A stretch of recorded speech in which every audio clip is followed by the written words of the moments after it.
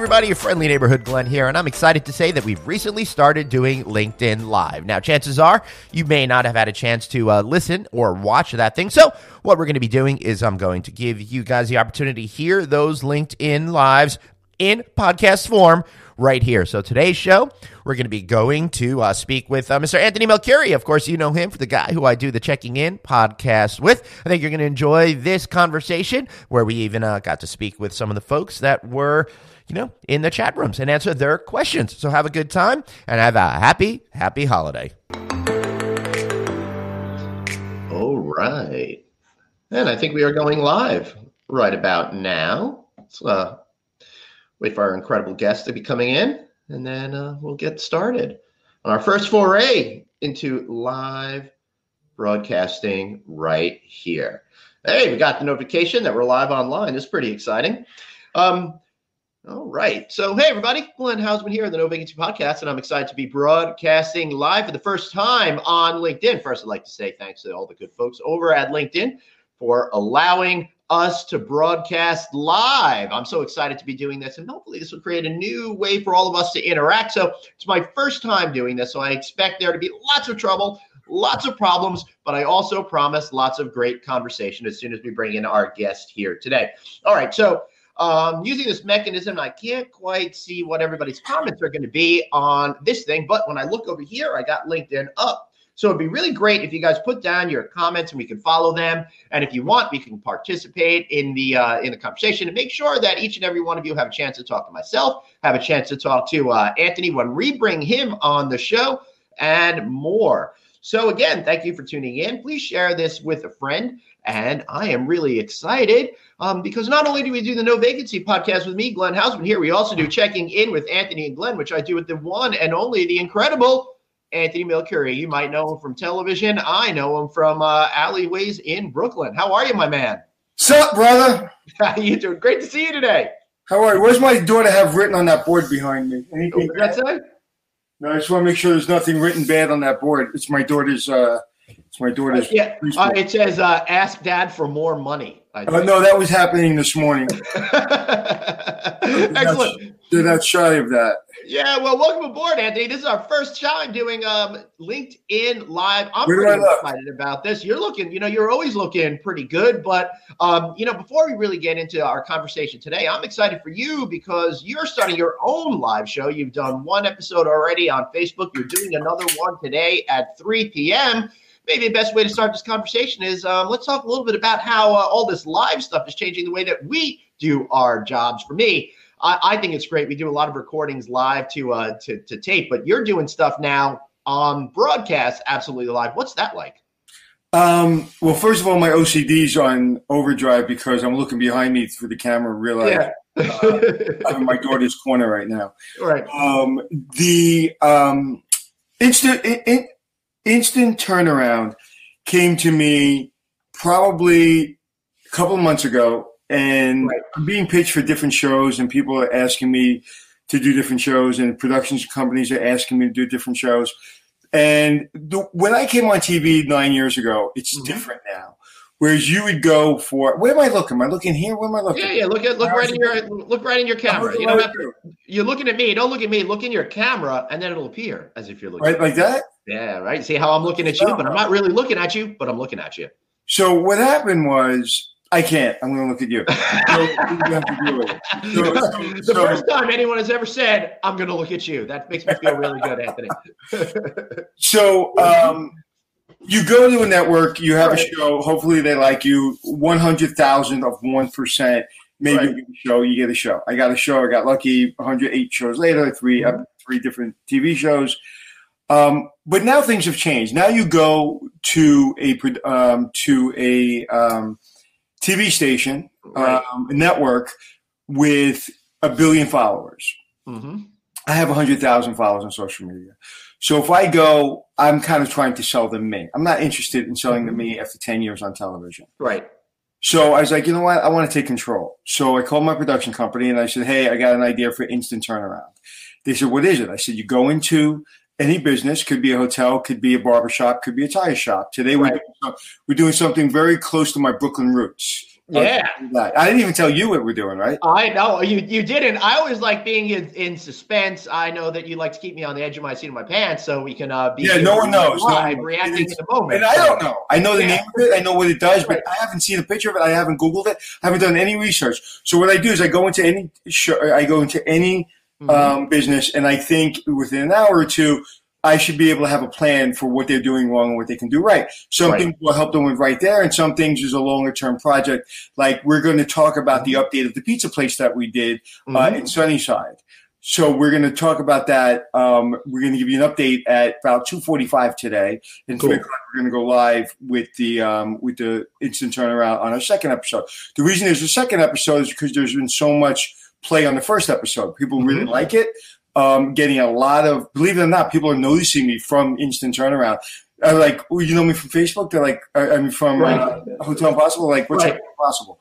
So it's really interesting. And if it goes well, I may or may not bring it to the network, or may just stay. I just may stay live on the internet, which is really where everything is going now. Anyway. So that's what we're going to be doing, and you don't even know the name of the show. I'm going to open my window because with this big, heavy sweater, I'm sweating.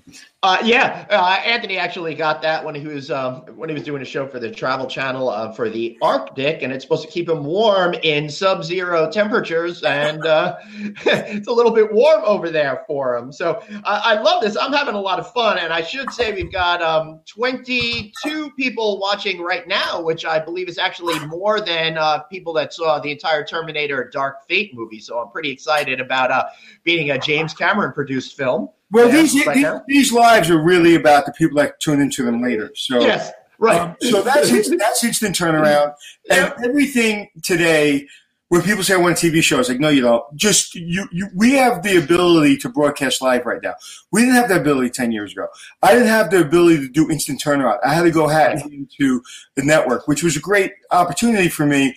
But everyone, and everybody from Joe Rogan on down has proven that you can take control, including Glenn Houseman. Yep. You can take control. So when people say to me, how do I get a show? I'm like, turn on your microphone, turn on your camera, and you better be entertaining. Yeah, that's absolutely true. I definitely got the camera and the microphone. I'm working on the entertaining part, but you're absolutely right, Anthony. Things have changed so much. I couldn't have imagined just 5 years ago that I would be able to create a whole career path based on podcasting, videos, and now this live element, which I think is incredibly exciting for us to be able to do something that's new, something that's different, and I think something that's going to be able to bring us closer to an audience. I still can't figure out where the camera is.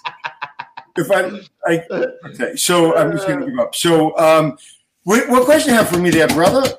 What's that? What question? All right, so A.D. Chong, first of all, says Anthony's your hero, is his hero from Brooklyn, and go Yankees. Not much of a comment, but one thing that me and Rory wants to know is all about revenue management. What are the major topics one should learn when just getting started as a general manager? I think that's a great point because up until recently, we didn't even really think about revenue management as a full-time discipline. Now it is. And hotel general managers are supposed to understand this more than ever before. So how do you see revenue management? It's really, I would say, a 20-year in the making process. Mm-hmm. It got on everybody's radar 20 years ago. Right. 10 years ago became everything. And now it is the business. Revenue management is the business because everything's becoming more expensive. And real estate's more expensive. Payroll's more expensive. And you can only do a certain amount with rates depending on the economy. Right. So depending on how good you are at rate control, depending on how well your hotel does, it still comes down to how you buy a hotel. You can buy a hotel, too expensive and you just don't have the right financing behind you. Right. And all of a sudden becomes the employees' problems because now they're trying to get high rates where high rates don't exist. My favorite comment is when somebody builds a hotel and they have a little bit bigger room, they're like, we're going to get a bigger rate. I'm like, no, you're not. Okay, you're in New York City. If you have a 500 square foot room, or you have a 250 square foot room, you're getting the same rate depending on the day.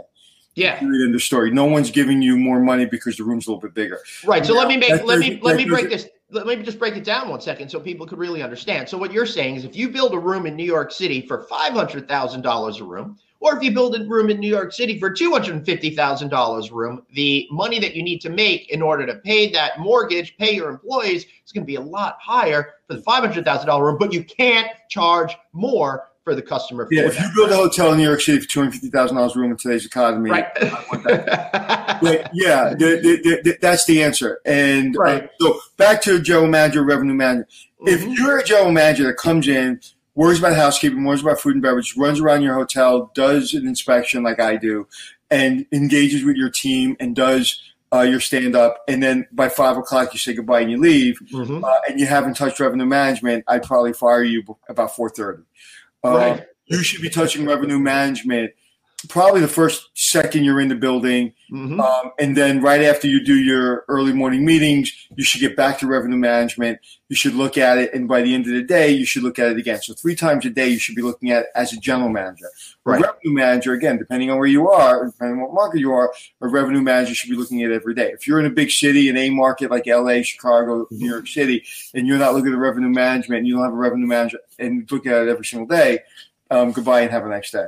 Right. We've got, yep, go on. And what's critical to kind of your point, Glenn, what's critical about revenue management is that you have 2 personalities.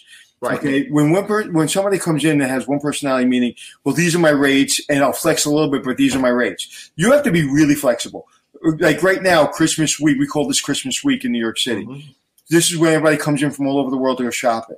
Right. Okay. You may, if you go on Hotels.com right now or Expedia or the hotel's websites, you may see rates of $600-$700 for a Holiday Inn Express in Times Square. Okay, January 15th, that same hotel may be $199 a night. Right. So you as a general manager have to just, like anything else, I think a good manager or a good leader or a good parent listens and then makes a decision based on the information. I've never made information on a rate. I've never made a decision on the rate in my life. The information makes the decision. Period. Story. I'm not stuck. I don't have pride when it comes to my rates. You know, I want to be able to not lay people off. That's always been my goal when I run a hotel, is I don't want to lay anyone off. Right. That's fascinating. So when you have an owner that is demanding a certain rate and you know that you cannot deliver that particular rate, how do you handle that situation so you could come out looking like a strong professional and get that owner and operator to really understand that you're correct in this particular situation? Okay, I'm going to help you with that, Glenn. Excellent. And what does that say? I can't read it on my screen. Oh, I quit. I'm sure all the general managers and revenue managers out there would really like that. What you have to do is facts, right? You have to just. I'm a big numbers guy, so numbers don't lie. The number one priority is you got to show them you're doing better than your competition. If you're doing better than your competition, okay, then you can start talking about facts. But first, you have to do better than your competition. If you're doing worse than your competition and your STAR report, which basically is the report card for the industry and shows rates and occupancies against your comp set, if you're doing poorly, if you're a 92 index when your competition is 100 and above, you're failing. So your owner is probably going to ask you questions you don't have answers to. I don't allow myself to have to not know answers to questions that owners are going to ask me.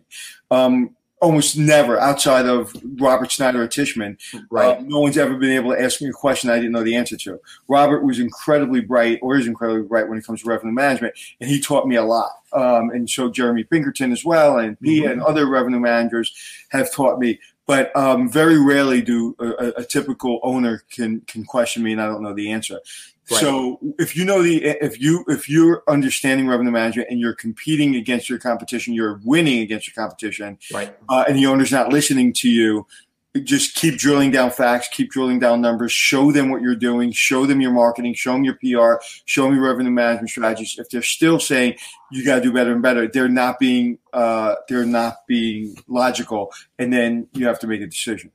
Right. Yeah. Well, that all sounds like it makes a whole lot of sense to me. So, Anthony, one of the things that we do is not only are you a guest here on this No Vacancy broadcast today, but we do a show twice every single week, checking in with Anthony and Glenn, where we share great information like this. So I encourage everybody to join, subscribe to the podcast on Apple Podcasts, subscribe to it on Google Play, wherever you get your shows, all the good places, even the bad places as well out there. And we will help you, empower you, and make sure that you are in the right place on your career journey. I made a decision, Glenn. I'm not doing this. I'm not doing anything live in my basement anymore. No? In my playroom, because everything looks bright and light and beautiful, and I'm like dark. I don't like dark. I don't like the background. And what's so funny is it looks light in here, so I don't know why it's so dark. Really well. I'm in the middle of putting together this home studio over here, and I'll move this camera. The reason why it's so light is this camera has light, but there's one there. And there's one there. Not fair. There's my green screen. Not fair, Glenn. I know. So we're doing a whole lot of fun things over here. Now you can see my fan. Okay, but that's not fair because I'm sitting here going, I have 4, 8, 9, 10. Right. I have 11 lights on right now. And I have 4 windows. And it is dark as could be on camera. You look like you're in a Hollywood studio. All right. Well, I'm feeling very Hollywood today, but more importantly, I'm loving that people are asking us questions out there in the audience. Andre Kelly asked, and he's Director of Sales and Marketing, what is the best way to network for task force hotel management opportunities in Southeast Asia? I don't know. Go there, go to some cocktail hours. I'm sorry, Andre. I have no idea about Southeast Asia. You have a lot of experience over in Southeast Asia. Maybe we can get Bruce Ford of Logic Kind of Metrics to answer that particular question, because my friend Bruce. I owe Bruce a call. I got to talk to him. I don't even understand the question, so I couldn't even answer because I don't understand the question. But I'm sure I know the answer to it. Sorry, Andre. We're big fat failures on. No, ask the question again. Let me see if I can give some. All right. This is now, Andre. Listen to this. This is how true professionals do it. Even if they don't know the answer, you're still going to get one. So we asked Anthony Melcuri, what is the best way for network for task force hotel management opportunities in Southeast Asia? It's really cold here in New York City.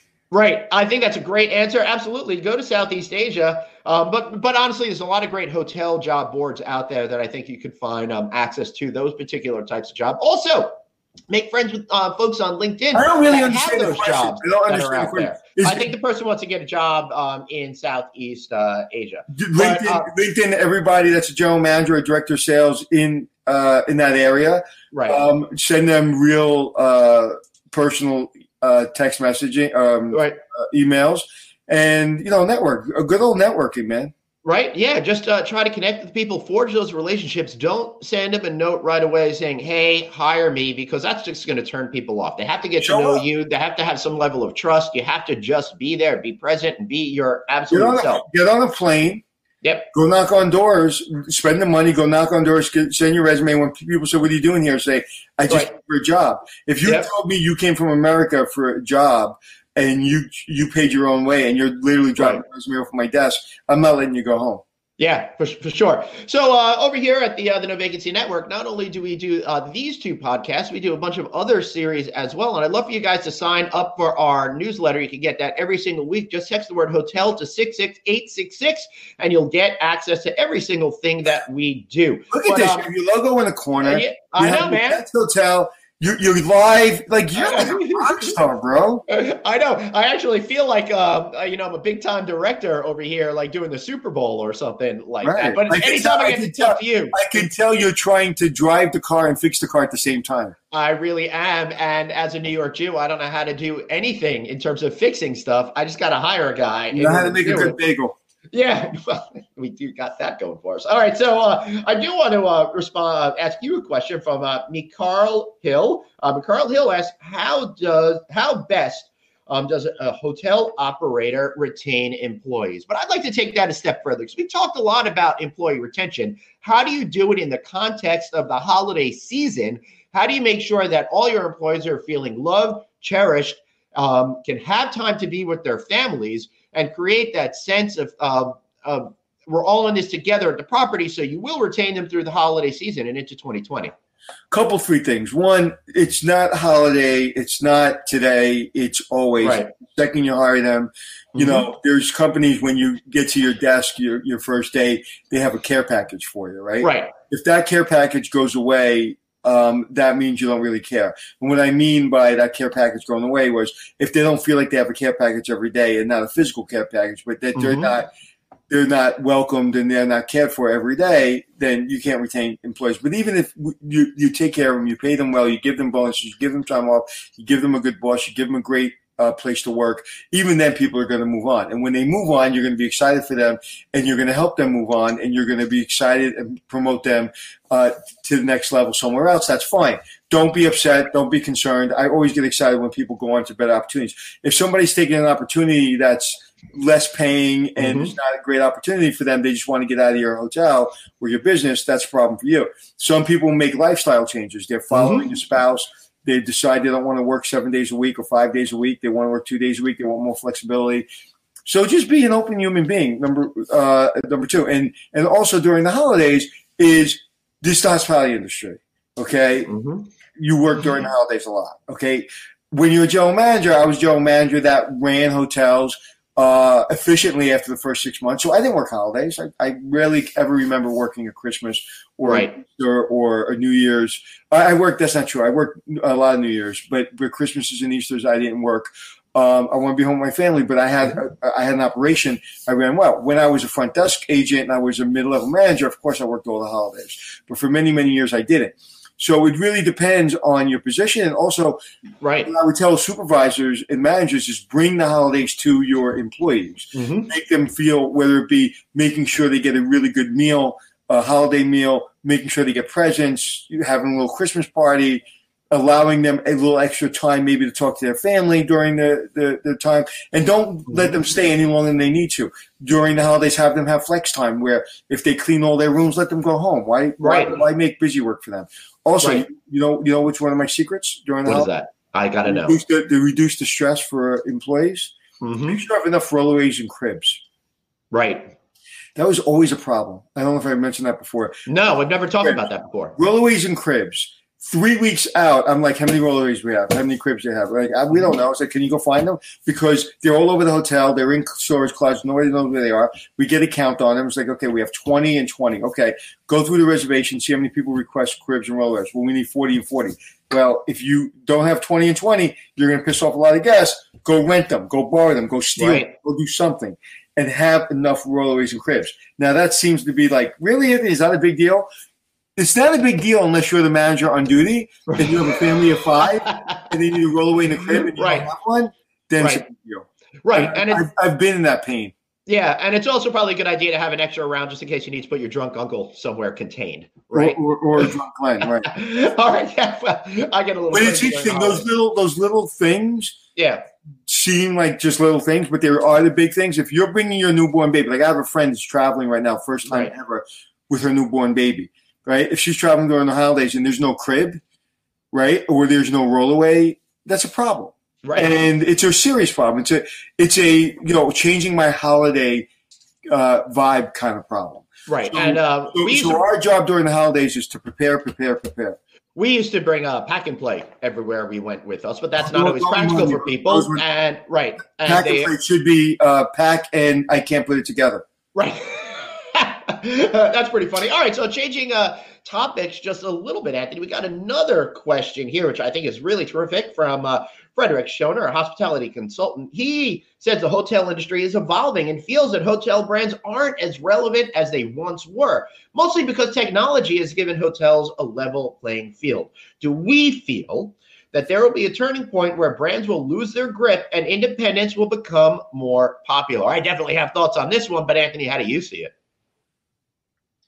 I would like to know your thoughts. I don't, and this is my opinion, you probably differ. I think, Glenn, I think brands are doing a really good job of becoming more entrenched, and the points really matter to a lot of travelers. When you saw Starwood and Marriott merge, and Marriott bought Starwood, and they have 32 brands, and you see all the other brands buying little brands. And then you even see the independent hotels trying to look like brands now. Right. So of course you're always going to have your independent people. Like if you break it down to hoteliers, right? You have your hoteliers that are brand people, and then you have people like me who have always been independent people and always stayed out of the brands, not for any other reason other than if it's more my personality. Right. So if you're an independent traveler, meaning you want independent brands, you'll find those. But more and more and more, the big cities and the B cities, there's so many brands that it's almost impossible to find the independent hotels, especially online, amongst all the clutter. So I don't see that independent properties are ever going to make inroads into hotels because what happens if they do, they autograph them. Right. If you look at the Venetian, the Venetian's an IHG property. Okay. Mm-hmm. So if you look at the Algonquin, it's an autograph property for Marriott. So the independents eventually go to the brands one way or another, either externally with signage on front or internally with systems. That's right. Because am I right, Craig? Did I answer the question right? You answered the question absolutely correct. You gained valuable points for that one. I do believe that brands are a necessary part of our universe. They really help a big chunk of customers out there. While there may be some more sophisticated customers, and by sophisticated I mean those that are looking for a different experience every time they travel, for most people, and in particular a big chunk of business travelers, they want the safety, security, and comfort of something that name on the door means. Plus, about 10 years ago, when all the soft brands were coming into the business for the first time, led the way by Ascend from Choice Hotels, which was the first one in on the business, to really giving owners and operators that kind of middle ground in order to be able to forge an identity for themselves while simultaneously having that backbone that will deliver reservations to their door to help their businesses. So I think it's an interesting time right now. I think customers love the idea of brands, but what the whole notion of the brands that we relate to might be changing. Some people love the big mass market brands. Some people love the single brands like a Venetian or Palazzo. Some love that brands that seem like they're larger brands, but don't have that many hotels. If you go to Vegas, you have the Nomad, you have MGM, you have New York. Right. You have so many different things to choose from. If you want something a little bit more independent, boutique, you have the Nomad. In New York City, you have everything. You have the Moxy, the Plaza, the Pierre, the Holiday Express, Holiday Inn. You have everything. So, you have lots of choices. I like choices. And the thing what brands do, whether the name's on the door or not, is they bring systems. Right. And systems are important. And the one thing that I cannot stress enough is try to book directly with the hotel. Right. The third parties make it more complicated if you need to cancel, especially during the holidays. So book for the hotel, get to know the front desk person, get to know the manager before you book. Go on Facebook, go on their social media, let them know you're coming. Social media would tell you a lot about how engaged that hotel is. Right. Yeah, absolutely. And you need to be engaged with your customers, in particular if you're an independent hotel. And the kind of way that I see this whole issue coming down with brands and non-branded hotels is think about the restaurants that you like to visit. You like the security sometimes of that name brand restaurant that's around the country because it gives you confidence. But you also love to go to restaurants that might be more chef-driven or have a particular ethnic cuisine that aren't associated with a big company. So there is room for both those types of players. Our society has gotten big enough now, I believe, that people are traveling all the time and want different experiences. Sometimes they want the branded experience. Sometimes they want that independent experience. But every single time, we'd love to have that big old smile from Anthony Melchiori. now my head's as big as yours. Yeah. I was like, why is his head bigger than mine? I think a couple of friends will say, no, Anthony, no one's head is as big as look how tired I look. I've been traveling, and I was away all weekend. And I got up early to go to the gym, and look how tired I look, and you look how fresh and beautiful you look. I have a question for you, my friend. Yes. Glenn Hausman, the man, the myth, the legend. What's happening at 3 o'clock today? Oh, what's happening at 3 o'clock is, I'm glad that you brought that up, is our good friend over here, Anthony Melchiori, is going live on his page on Facebook. And he's going to instantly help a company be more successful. He already did one episode where he helped a pizza place out in Astoria, Queens, and now we're going on to the second one. What I love about that is it's really unvarnished, and it's very different than what you were doing with Hotel Impossible, where you would shoot for days and days and days at a time and take 20, 30, 40, 50 hours worth of stuff and put it into those nice 43, 44-minute shows. Now it's 1 hour of you on your toes. Who knows what's going to happen? Listen, what could go wrong? I may fail. And if I fail, I'm going to let you know, hey, this didn't work out. Listen, we're going to try to put a show together that makes sense. Right. The one thing that I've done all my life is I've been a little bit of a renegade. I've always done things my way. This is another thing where it's kind of the frontier of television, where you're going live on the internet, turning around a business. No one's ever done it before. It scares the crap out of me. People say, but Anthony, you're a TV guy. It's tarnishing your image to be live on Facebook, to do a show. I'm like, first of all, what? What does that mean? It's tarnishing my image. Right. I'm turning around a business live. What's more like intense and more like saying I'm good enough to be able to do that? Right. It's scary. So how's that? Well, because I'm not on TV and it's completely, again, our show was never overly produced, but you did, like, if I screwed up, we then edit it out, which we kind of shot almost live anyway. But so I feel like it's giving me much more control. And I tell you, it's like doing podcasts. I'm so happy. Yeah. Like at 3:00, like I have to be in the city by 2:00, meet my producer. We're gonna go live to talk about the first place we did, and Philomena's in Sunnyside, the pizza place, and we're gonna give you an update on that. And like I have an hour, and then I can get home for dinner. I don't have to be in a hotel room. And I also think, listen, Glenn, if I told you to go into a business, okay, a business or even go into a podcast studio or look at somebody's podcast, in literally 3 seconds, you can tell me what they're doing wrong.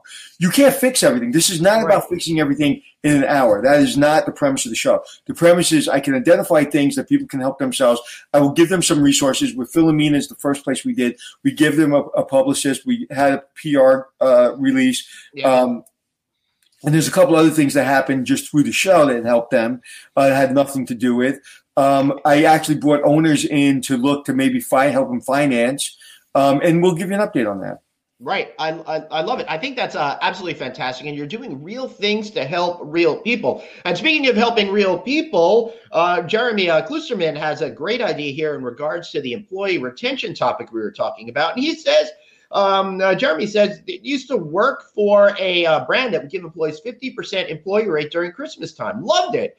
Gives the employees the opportunity to take their family out for some special times. I could even have brought my family to my property. So I love that. It's a little bit of giving back to the people that are helping you be successful. What did they give? What did 50% discount on hotel rooms, I guess, within the brand family or something like that. Yeah, and things like that are so important. Things like that are critical. Being a general manager for so long, and general managers kind of take care of each other, help each other. So we just help each other. But the employees don't have the same they don't have the same influence when they call up a friend and say, hey, can you give me a discount?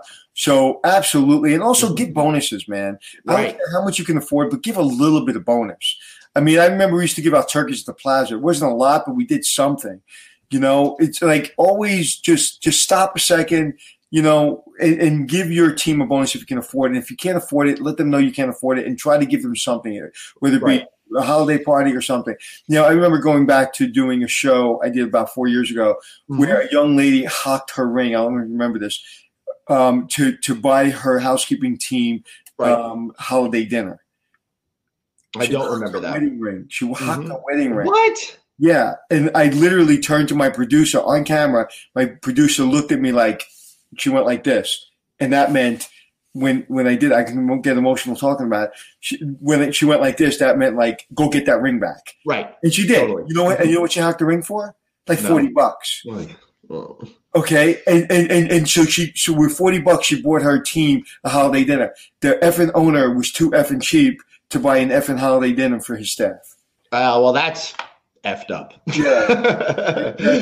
That's freaking effed up. That's for sure. So it's pretty amazing that you're out there. You're trying to make a difference in people's lives all the time. So now that you're doing this new live show, which again is going to be on Facebook at 3 p.m. with Anthony coming from New York City, how do you deal with some of the people that are not fully receptive to what you're saying? I think a lot of us in society, we put up too many defense mechanisms, and it takes a little time to get people to go through that before sometimes they get to yes. So what's your methodology for breaking through that barrier? I'm a drill bit.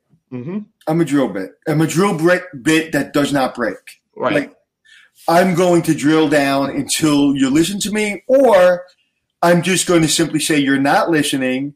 I'm going to shut my drill off, and I'm going to take my drill home. Mm-hmm. So I'm not a person that's going to get a sledgehammer and start beating people up and saying, you got to listen to me and ripping up your place. It's like, I'm here to give you knowledge. I'm here to help you. A lot of times I don't know the answer, but we're going to work together to get you the answer. And I'm going to get creative. I am a creative guy, so we're going to get creative. I have no idea what I'm going to do at 3 o'clock. I know the name of the place. I know what they sell. That is it. And I'm petrified. And one of the reasons I love this show, and one of the reasons it's like I'm thinking about today. Right. I'll tell you what my thought process, right? Mm-hmm. Make sure everybody's back at school. My 2 kids are at college, got them to college yesterday. My daughter this morning got a lift for her. She's a senior in high school. Mm-hmm. I said, I'm going to go to the gym. I'm going to have a nice quiet breakfast in my car, listening to my favorite podcast. We know which that one is. And it would be No Vacancy with Glenn. Absolutely. Absolutely. Glad you took that bait. I am then going to come and do live with my friend Glenn. My mic at 3 o'clock today. I'm going to think about what I'm wearing, which I've already done. I'm going to get in my car in about an hour after we're done. Yep. I'm going to drive, sit somewhere in Manhattan, clear my mind, get out of my car, meet my producer, and do my job.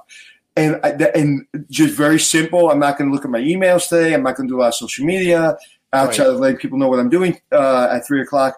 But I'm going to clear my mind. So at 3 o'clock, when my mind, they say action, I am 100% there for for the owner of that company, because that business is in serious trouble, as I understand it.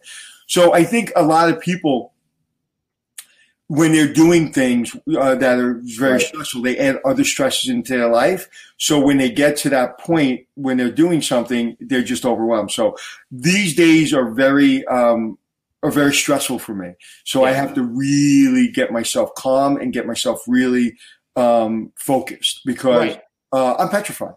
And this sounds a lot like a topic we just put up on a podcast this last week. So check the feed for Checking In with Anthony and Glenn, where we talk about finding your zone. Other people call it finding the flow, how to get into that right state of mind in order to be a real player for what you need to get done. I'd love to encourage you guys to ask us some more questions out there online as we continue this first live ever broadcast. Can I do an advertisement for a friend of mine? Heck yeah, go for it. Roxbury Contemporary Resort in Roxbury, New York. Look it up.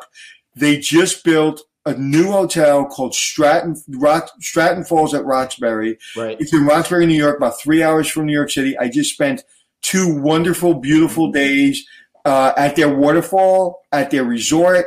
They have a swimming pool outdoors, so you have to wait for the summer. They have a spa. They have 8 different units, and each one is its own building. They have a Wonder Woman unit. They have a Dracula unit, and it's not like a thematic unit that is not highly designed. It's not like something slapped together. It is incredibly designed. It was one of the most comfortable places I've ever stayed in my life. Joe and Gregory, the owners, they're amazing. So if you want to go skiing, you want to see the Catskills, go to the Roxbury Hotel, tell them Anthony sent you. You won't get anything for free, but they'll know to take extra care of you. Right. And if you call and tell them Glenn sent you, they'll tell you they're sold out. So be sure to ask for to mention. Go on my Instagram. Actually, now it's all gone because I did a lot of live. But go on their website. Is absolutely one of my favorite places in the world to go. If not my favorite place in the world to go. And it's in Roxbury, New York, where most people are like, where the hell's Roxbury? If you love the Catskills, find Roxbury. It's 3 hours from New York City. It's worth the drive. And Gregory and Joe are the best people in the hospitality business. They are true hospitality experts. Even they didn't come to the business from hospitality. They came from theater and building sets and accounting. All right, so let's turn this from a shameless plug for them into something practical. What makes the place so great? What are they doing that hoteliers can learn from? Okay, see, like I'm a little stressed out because I'm sitting here and like my background isn't perfect. I don't like it. I don't like what I'm seeing. Like I like your background outside of your fan. It's like I'm not looking at anything else. I'm looking at you. Right, I'm looking at you. So I'm a detail guy, right? Right. And there's no detail that's not there. Right. Everything is there. Everything is there. Mm-hmm. So what they do better than anyone is detail. And their Right. waterfall, when you go down there, there's opportunities to do great Instagram, great social media. They actually have spaces for you to basically take great shots. They actually have fenced in areas. It's just phenomenal. Everything is thought about. Their staff is great. It's cleaner than you could ever imagine. Cleaner than I can make a place. It's Right. insane. Right. All right. So what I'm And taking they have away Disney from that. Plus, which my kids love. They have Disney Yeah. Plus, Netflix. They have every single channel you can ever want. Fantastic. Go Baby Yoda. Got to watch Disney Plus and the Mandalorian. But the one thing that you said that really stuck out to me is details, attention to details. And this is one of the things that I say a lot in our podcast. It's one of the things that I say a lot when I'm up on stage talking to groups large and small, is that everybody does their job so great in hospitality that it's really fundamentally about those small little details these days. That last 1-2%, that's what's really going to take you over the edge. That's what's really going to make you connect with guests. That's what's going to make you immune from having to fight on price alone. How do you make sure that you are focused on all those details, Anthony, when you're running a hotel, and get your team to be as hyper focused on the little things that we may not normally see? I don't like fixing problems. Mm-hmm. I don't like stress, as we talked about. I don't like people yelling at me. So I do a lot of preparation, a lot. Mm-hmm. It's like when you look at our military, one of the greatest things I've ever seen in my life is when our Navy SEALs went in to a foreign country in the middle of the night on a Sunday, right, and took out Osama bin Laden, and 24 hours later they were eating Wendy's in Idle. Right. They trained their entire lives to go in, right, take them out, and go home. So that day, I would imagine if you put a heart monitor on them, their heart wasn't pumping any faster than it normally would have pumped during their training exercises. They weren't out of their minds. They weren't out of control. Right, They right. were in control. Matter of fact, I bet you their heart rate wasn't out of control at the least. You would have thought they were just walking into, any business and doing their job. Right. So I think running a hotel is not obviously comparing to a Navy SEAL, but preparation is everything. Navy SEALs in our military are the best in the world because they are prepared the best in the world. So if you're going to run a great hotel, you're not running that great hotel on Christmas Day when it's packed. You're running that hotel when it's empty and your team is listening to you and you're getting policies and procedures and cribs and rollaways and extra water and extra linen and extra staff and everything you need. So Christmas Day, you're having as much fun as everybody else in the hotel. Right. If you're not having fun, people can feel it. You have to have fun. And on those busiest days are the days I'm the happiest because I'm having fun. I'm not worried about anything because everything's thought about. And you know what? And if something I didn't think about, it gives me an opportunity to recover. And we've talked about recovery, and people talk about my recovery more than they'll talk about the problem. So you have to go in 100% prepared. Again, you're a heavyweight boxer, an MMA fighter, or anyone. You don't go into a heavyweight championship unless you put in 100 hours in the gym. Right. Right. Same thing in a hotel. If you're trying to get ready that morning, you're done. Yeah. All right. So it sounds like what you're really talking about is more of like that Six Sigma approach, not looking at the symptoms, but looking at what the actual issues are and going back to try to prevent issues from ever happening and being hyper-focused on that. Make sure you're not overly Six Sigma. Make sure you don't have people doing Six Sigma that never ran a hotel before, because I've been in that situation. Right, yeah. Analysis paralysis. So know where your problems are, know where your weak points are. Six Sigma is a great process, but also common sense helps you. Yep, I want to thank Brian Dass for putting up the link for the RoxburyExperience.com so people can go and check that out right away. So thanks for Brian for doing that. And our good friend AJ Singh over at Heart of But America. you have a producer doing this too? Like I'm doing it all myself, dude. And AJ says that they just opened 2 Tapestries by Hilton, and it's great synergy between their creative influences and Hilton brand value. Now, Heart of America is really cool because they've has their own branded hotels. They have regular branded hotels and soft branded hotels as well. So that's an example of a company that's doing a little bit of everything. And my guess is, AJ, and you could respond here in the comments, is that you're finding different hotels and different brands, or your own brand, like a Hotel Renovo that you guys do, work better under specific situations in some markets other than others, et cetera, et cetera. So, yeah, but also don't forget the personalization. The brand is a brand, and you're going to go to where you're comfortable, but people aren't as trained as they should be. And you have to personalize the experience. So I don't care. Right. Yes, the brand will make you feel comfortable, but that person has really got to be a real human and really interact with you. Right. And we were talking about before, technology is taking a lot of touch points out of our business. So we have to make sure those touch points that we do have, whether it be the front desk or whether it be housekeeping, the few times I am able to talk to an employee, that they're engaged, they're looking me in the eye, they're saying good morning, and they have information. They know what time breakfast opens. They know what time the gym opens. They know when a general manager comes in. Right. They understand what's happening in the hotel. I cannot stand it when I talk to a young lady in breakfast or a young man in breakfast and say, what time's the spa open till? And they're like, well, I'm not sure. Right. What? I mean, you're not sure. Yeah, that's ridiculous. They should be saying the spa is open until 10 p.m. And right now we've got this great special where you can get such and such set. Would you like me to get you more information? Can I make an appointment for you?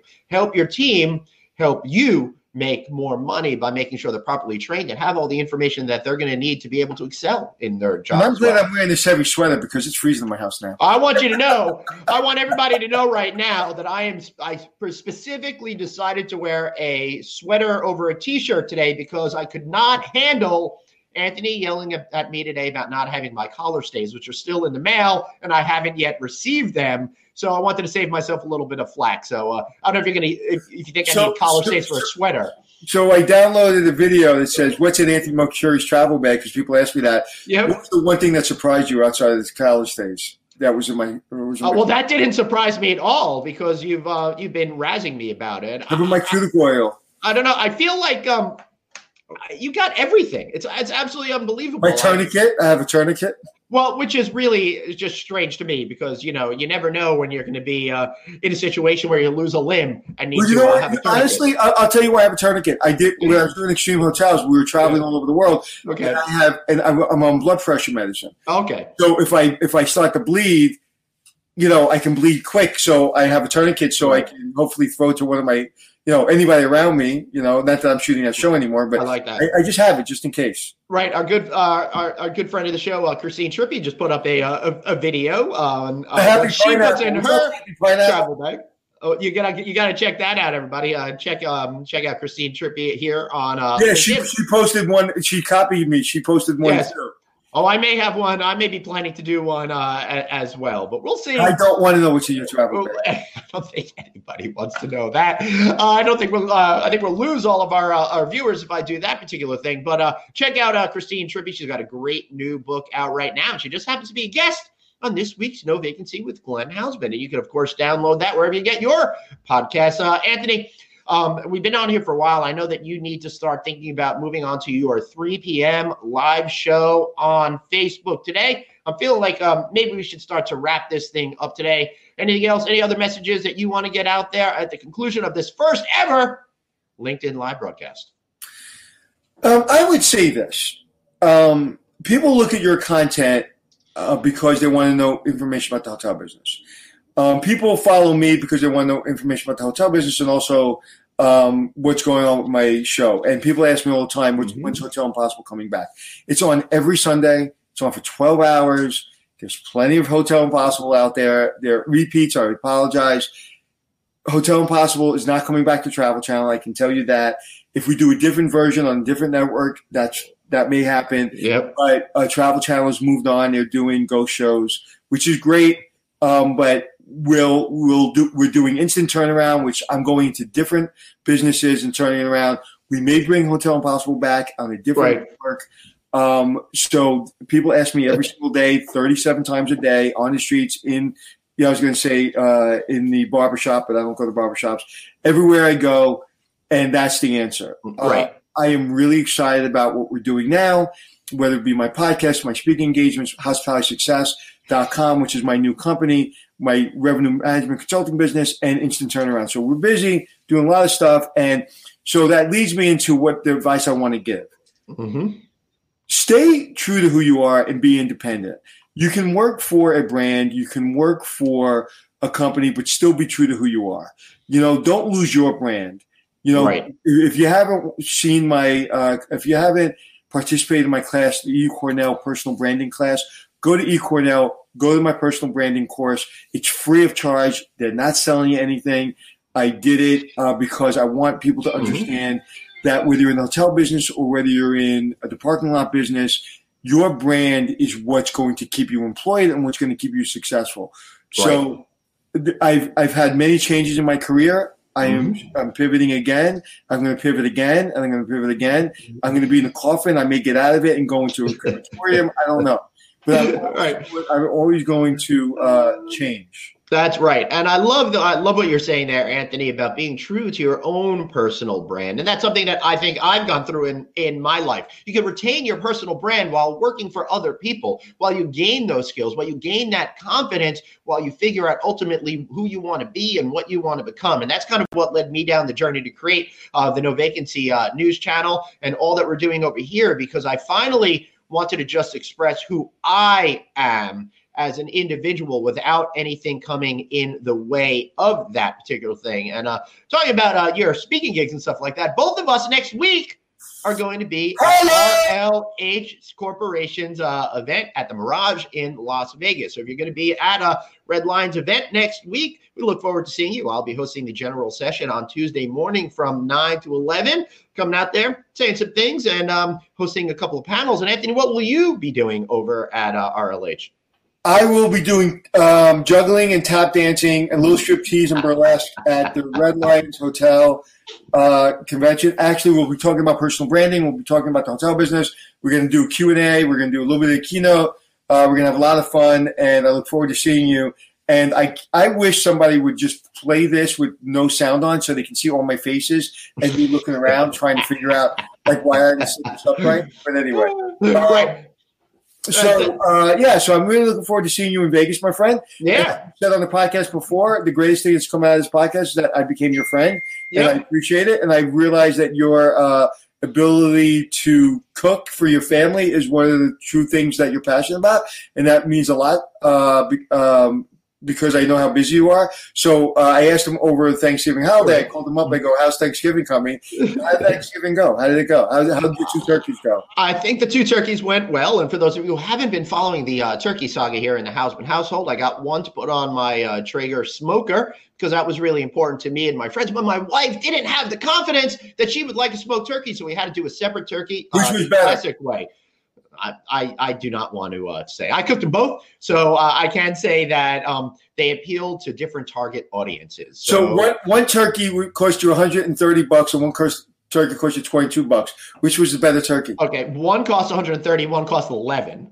The $10. The $10.88 turkey came out pretty damn good, but so did the $130 turkey. I highly recommend going with the Nature's Promise from Stop and Shop turkey over overspending. Although I did feel really good about myself because I did help a family farm in the Midwest, and I do think turkey had a pretty good life. So I will tell you this: that you almost influenced me. I almost bought a $100 turkey because I wanted to be like Len, and thank God I did it because my wife was eating that. Well, yesterday I made a great jambalaya, which we had a lot of fun eating. Jambalaya? How do you make jambalaya? Well, you got to create you got to start with the base with onions and garlic and celery and all that good stuff, and then after that you throw in some of the other ingredients, and then you put in a couple of boxes of chicken stock and start to get it down. And when it starts all coming together, you throw in your chicken, you throw in your sausage. You throw in your shrimp, let it sit for another 10, 15 minutes. Boom, boom, boom. You got it. But don't forget to rub in the Creole seasoning on all of your meats before putting it in. Man, it's a lot of fun. I love doing that kind of stuff. You're sexy when you talk food. So we're going to end this with, not that it's your show, so I'm just saying. No, go ahead. Tell something we don't know. We just learned something, so that's something we don't know. Yep. So I have a shelf here. I have a very small shelf. I don't like putting like a lot of stuff up. I don't like putting awards and stuff up. I put everything in a box, all my military stuff. Anything I've ever won or anything I've ever done goes in a box. However, I do have a little shelf that I take, some things that people give me and I like showing them because I like looking at it when I'm at my desk. So I'm going to show you something. All right.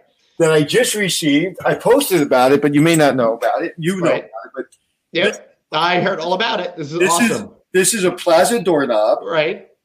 Given to me from my friend Bob at my gym that I go to. And he had no idea I worked at the Plaza. He just knows I'm in the hotel business. And his son had done some construction in the Plaza and was able to get 2 doorknobs. He gave me one. And then what's so funny is when I posted about it, thanking him, and I told him that I worked at the Plaza and it meant so much to me, he had no idea I worked at the Plaza. So he was like, I had no idea it meant that much to you. Wow. So this is one of my real souvenirs that I will cherish forever. So thanks, Bob. And this PP means Plaza Hotel. That's pretty cool. I got myself a big bookcase to put all of my awards on, and it is currently empty. So if anyone wants to give me an award, I would love to have something. No, I don't really care about awards. I just love sharing great news and information with all of you out there. And I want to thank you all for watching this show today. Look what book I'm reading. I'm such a nerd. Nice. Yeah, I'm such a hotel geek. I like 3 things in life. I love the hotel business. I love cooking, and I'm always counting down to the next Fish show. So we went to on Sunday night at Nassau Coliseum. First show in 16 years. Had a great time. We'll save that for another show. But right now, I'd love to encourage you all to follow us on Facebook. Someone's nerding out over there. These are the books I'm reading or have read. Both. Look at that. Great book. Yep. The Intelligent Investor and The Power of Moments. Yeah. And what you don't see is the pineapple book. I have that because I'm currently reading it. Yep. Hey, and Rupesh Patel is saying hello to us right now. And of course, Anthony and I both appeared on Roop's show. Roop, I got to put you in touch with my buddy Dave Magnano over there. I promised him I would do that, so I'll do that after the show is over. But let me tell you something. Before you go. Yeah. I was talking to a friend of mine, and I was like, "Hey, are you using LinkedIn?" I found LinkedIn to be really helpful in my business. Right. And they said, "Yeah, I'm starting to use it." And you and Glenn are doing it great, and this guy Rupesh is doing it great. He has no idea who this guy is, but because he does such a great job on LinkedIn, and he's become a real mentor and friend of mine in helping me, and I'm actually going to be on his LinkedIn Live hopefully this week or next week, and awesome. Hopefully I didn't piss him off by going on yours as well. But he has been such a mentor, and if you really want to follow somebody, I mean this from the bottom of my heart, if you want to follow somebody and really understand the hotel business from a granular level all the way up to an investment level, he will help you with that. He really drills down and really speaks to the hospitality culture. And he's teaching me more and more about LinkedIn. But I'm pissed off at both of you guys because you've been approved for LinkedIn Live and I haven't. I don't understand.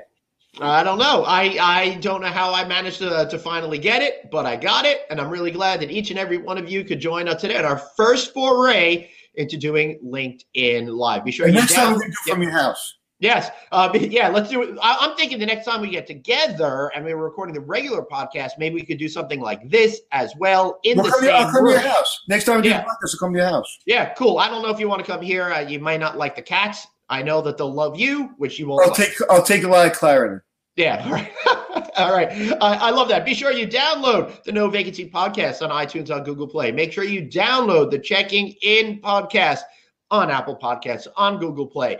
Follow both of the pages, the No Vacancy page, the Checking In page here on LinkedIn. Like us on Facebook, all of that kind of good stuff. We love sharing the love. We love sharing all of our news and insight. And boy, did I have fun responding to what you guys are saying there right online. I think this is going to be the start of something fun, something new. Anthony, how about one more plug for your show at 3 o'clock? I actually want to plug someone that's helping me.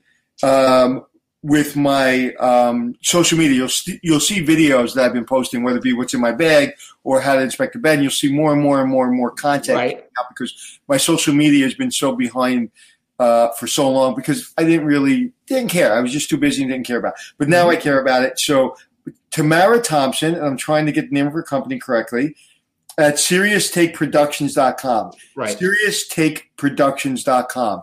She has been unbelievable. I mean, we literally right now we're just bartering. And because I did something for her, she's doing some stuff for me. Eventually, I'm going to hire her company, Serious Take Productions. They're serious. They know what they're doing.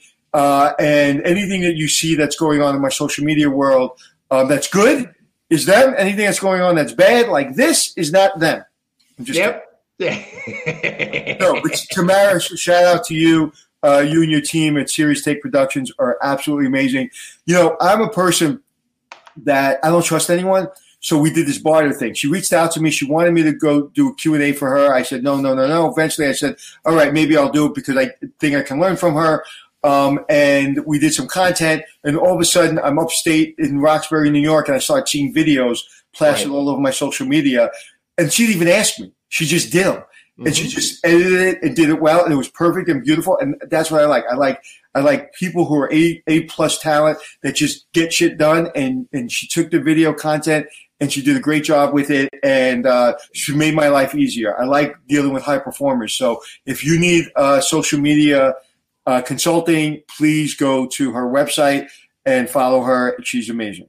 Excellent. And I think that's a great place to leave it today. Be sure you watch Anthony on Facebook on his fan page at 3 p.m. today. And we'll be back. 3 o'clock today. Yep. And I'm going to be back on Thursday at noon for another experiment with this LinkedIn live kind of stuff with Rick Garlick of Magid. He used to work with JD Power, so I got to know him over there. He's been over at this organization for the last year or so. And we're going to be talking about some of the emerging trends that we see out there. I kind of want to get out there and crowdsource as to what you think the upcoming trends are going to be. I'm looking forward to that conversation. I've had a great time with this conversation. Anthony, good luck today. And I want to thank you all for watching. We'll be back next time with another edition of No Vacancy Live on LinkedIn. See you next time, everybody.